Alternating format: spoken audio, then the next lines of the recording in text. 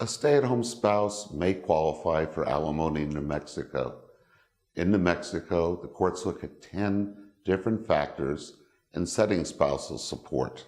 The factors include the length of the marriage, the age and health of the parties, the education and training of the parties, the needs of the parties, the ability of each other to support themselves, and the ability to support someone else. You have a stay-at-home spouse who's been there for several years raising the children. That party may need support. It could be for a short period of time called transitional support, because beforehand they had degrees, they had been working, and they stayed home to raise the children. Now it's 15 years later, their marriage is falling apart, and perhaps all the spouse needs is to go back to be recertified in their area and go back and they can become self-supporting. The court will look at the current and future earnings of the parties. Major difference in earning power is where the courts look at in making alimony.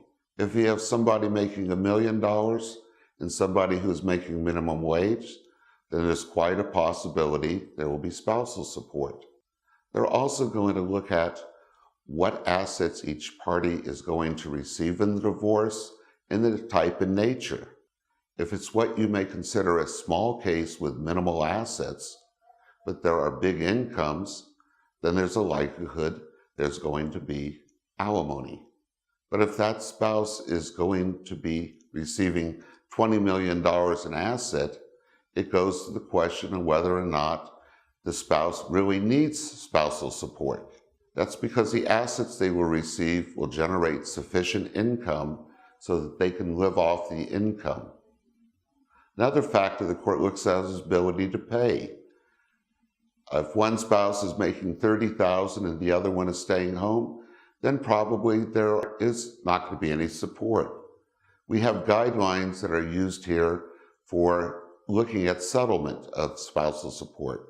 Generally, if somebody's making under $25,000 a year, there's not going to be support.